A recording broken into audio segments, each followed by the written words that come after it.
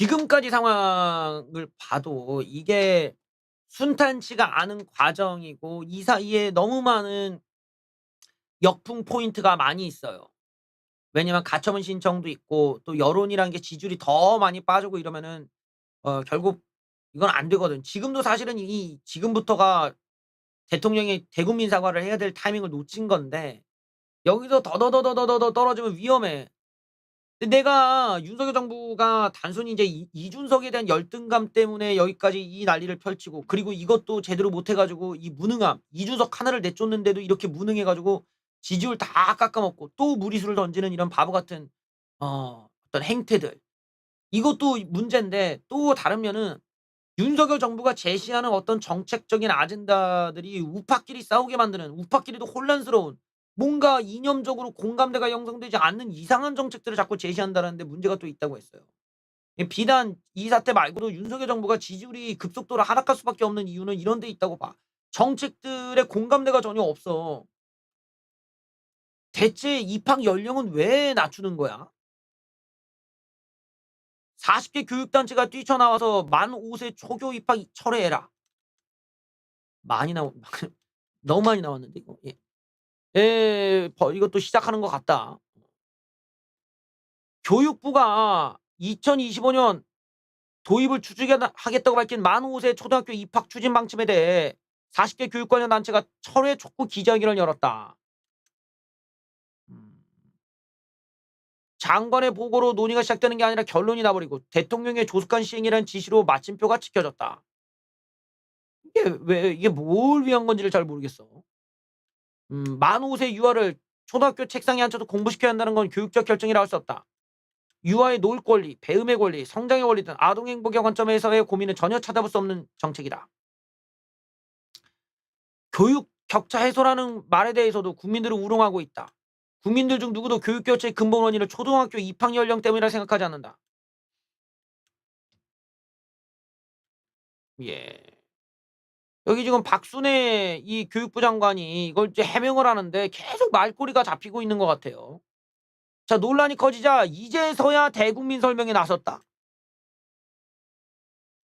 이제서야 대국민 설명에 왜 설득을 이제서야 하는 거야. 아. 돌봄 공백이 우려된다는 지적에 대해서는 초등학교 1-2 학년은 8 시까지 돌봄을 보장하겠다. 초등학교 만 5세 아이들이 초등학교 수업을 따라가기 힘들다는 의견에는 1 학년 학생들만 수업 시간을 달리 갈 수 있을 거라고 말했다. 이게 반발이 지금 좀 세긴 한데 보면은 무슨 뭐 전국 사립 유치원회에서는 미리 알았다면 윤석열 지지 안 했다. 이 반대가 계속 확산하고 있어요. 전국 사립 유치원 연합회. 음. 윤석열 대통령이 이런 공약을 미리 했다면 지지하지 않았을 것. 박순애 교육부 장관의 발표는 민주주의 요건을 갖추지 못했다. 아무런 혐의나 논의도 없이 독단으로 보고되고 대통령이 인정해 버렸다.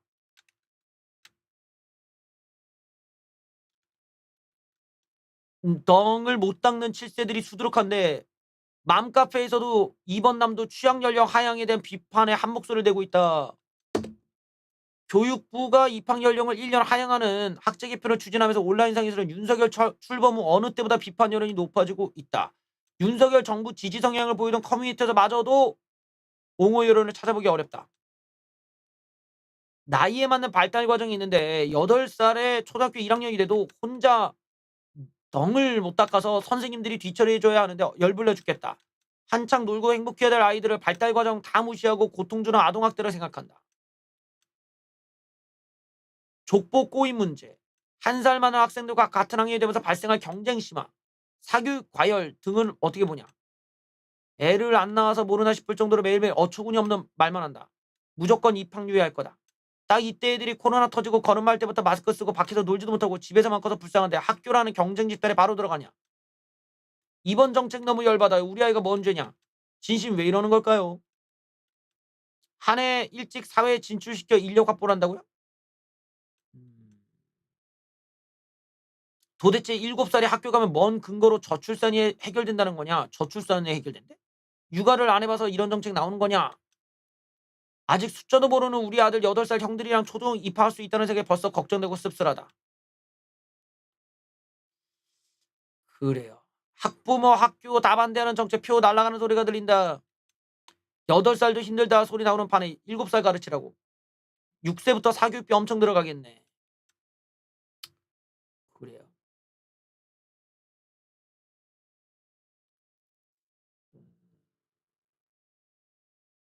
이게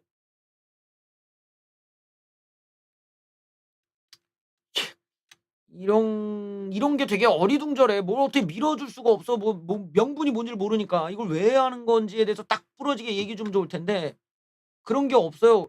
그러니까 비난을 받으니까 이제 와서 막 서둘러서 이야기하는 게 이게 이런 식이야. "아 그래? 그렇게 그러시면 초등학교 입학을 1 개월씩 12 년간 앞당기면 되죠." 어?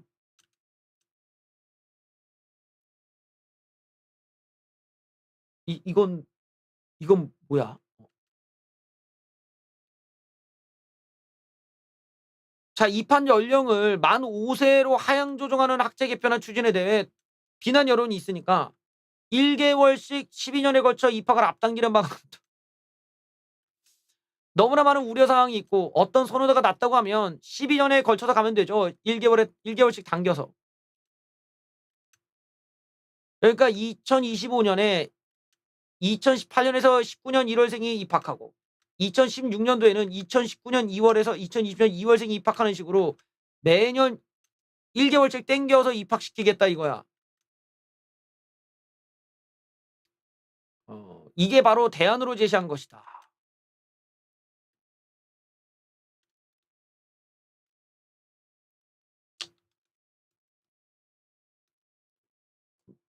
왜 굳이 한 달이야? 그냥 뭐 한 2 주일로 하지 그냥. 되게 난감하네 저거. 저렇게 쉽게 그냥 뭐 기일을 그냥 바꿀 거면 대체 그럼 1 년 아니요. 다 만 5 살까지 이렇게 줄일 수 있었다라는 기준은 그럼 어떻게 나온 거야? 어떻게 저렇게 쉽게 막 무슨 옵션 바꾸듯이 막 옵션이야? 막 바꿔 막. 매년 1 개월씩이 아니라 매년 2 주씩 바꿔도 되겠어. 여기에 왜 이 정책을 하는지에 대해서 약간 이야기가 나왔어요. 정말 가슴 아픈 이야기네요. 눈물 없이 못 들을 이야기 한번 보시죠. 낙후 시설에 모인 아이들의 가슴 아팠던 윤석열 대통령. 보시기에 학교가 더 나았던 것 같다. 이게 뭔 이게 뭔 말도 안 되는 맥락이 이게 낙후 시설을 받는데 왜 학교 입학 연령이 낮아지는지가 이해는 안 되지만 일단은 어떤 뭐 감성팔이가 들어갔어요 지금.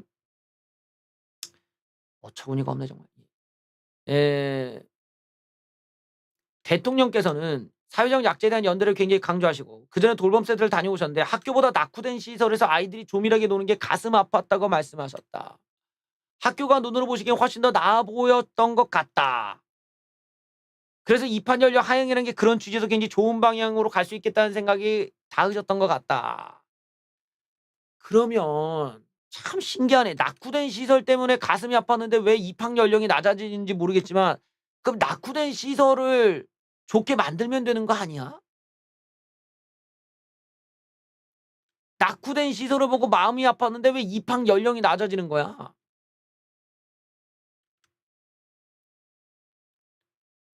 이해가 안 되네.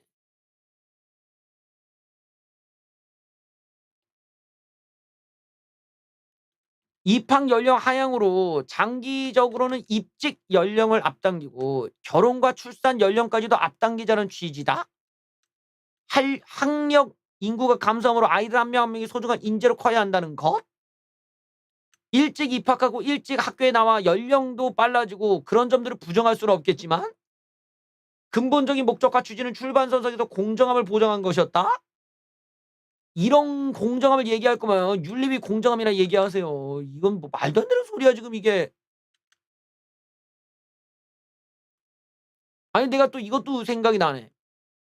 낙후된 시설 때문에 아이들을 1 년 그러니까 낙후된 시설에 애들이 있는 게 불쌍해 가지고 1년 일찍 뭐 입학하는 거면 그럼 뭐 고졸자 애들이 집에서 그렇게 백수로 살고 있는 게 불쌍하면은 뭐 졸업 연령 한 3년 늦춰 줄 거야? 한 고등학교 6 년제로 갈까 그냥? 방법이 참 난 이해도 안 되고 그냥 논리가 이상하. 애들을 일찍 입학을 시키는 거랑 뭐 결혼 연령이 빨라지는 게 뭐 그럴 거면 그냥 미성년 기준을 갖다가 낮추면 되잖아. 아니 그냥 미성년자 기준을 낮춰. 뭐 한 15살부터 결혼 가능하게 해 줘 그러면 그냥. 그냥 그러면 되잖아. 열 열 15살 넘어간가 16살 이상은 그냥 성인으로 치자고 그냥. 그래서 그냥 지들끼리 그냥 결혼할 수 있게 좀 해.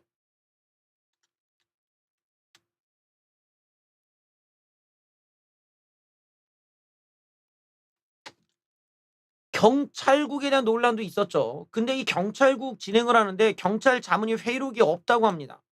이것도 또 문제가 될 것 같은데, 자, 이 경찰국 신설을 권고했던 경찰제도 개선 자문위원회가 한 달간 회의를 했는데도 불구하고 공식 기록이 없는 것으로 확인됐다. 공공기록물 관리법에 따라 회의록 작성 의무가 있는데도 이를 어긴 건 위법 소지가 있다. 아, 골치가 아프구만. 예. 행안부가 자문위회의 기록을 남기지 않은 건 공공기록물 관리법 시행령에 어긋난다는 입장이다. 어긋나지 않는다는 입장이다. 자기네들은 이 특별법에 따라 구성된 위원회 등에 대해서는 회의록 작성 의무가 없다는 건데 전문가들은 행안부 주장에 동의하지 않았다. 회의록 작성이 필요하다고 인정되는 주요 회의의 경우 회의록과 기타 근거자를 남기도록 명시하고 있다. 이것도 진행하다가 또 이것도 좌좀들한테 또 공격당하고 하겠구만. 여기에 또 하나. 이번에는 약간 좀 이것도 약간 논란인데, 여러분들은 혹시 그 국민연금 말고 별다른 별도의 그런 그 연금을 드셨나요? 이제는 별도의 사적 연금도 건보료가 부과된다고 합니다. 사적 연금도 건보료 부과합니다.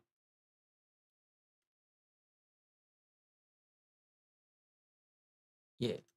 각오하세요. 예. 내가 지금 이거 무슨 문재인 때 뉴스 읽는 것 같아. 각오하셔야 돼. 지금 연금 있으신 분들은. 사적 연금 소득에도 건강보험료를 부과하고 피부양자 자격 요건을 따질 때 반영하는 방안을 검토하고 있다.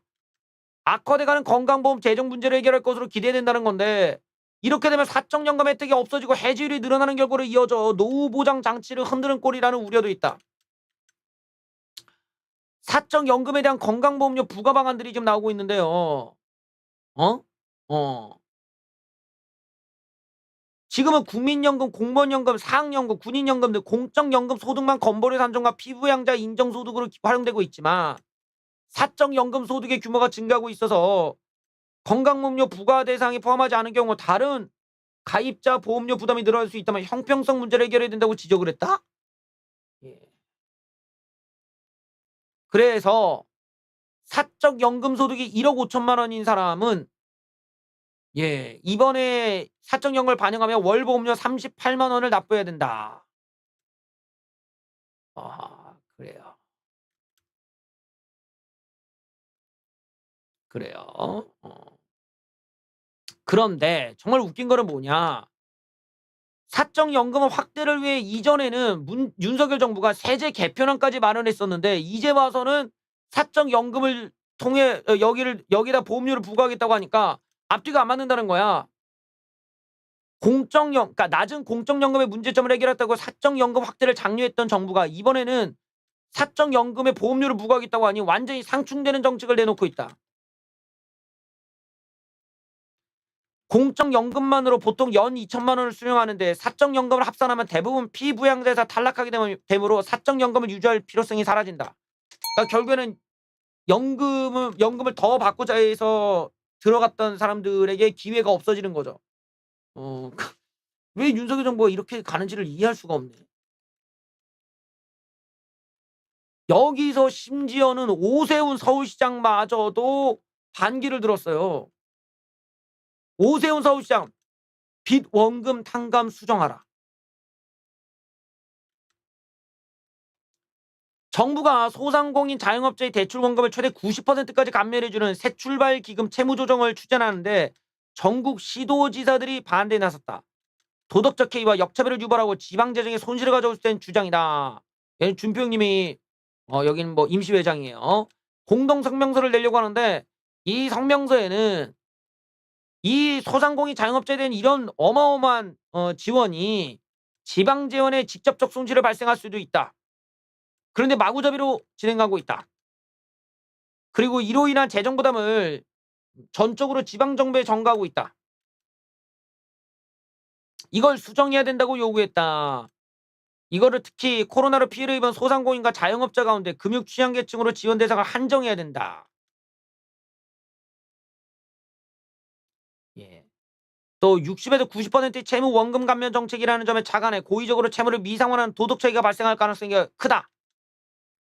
결국에는 이제 지지율이 떨어지니까 차기 대권 주자들마저도 거리를 두는 지금 모양새를 보이고 있습니다.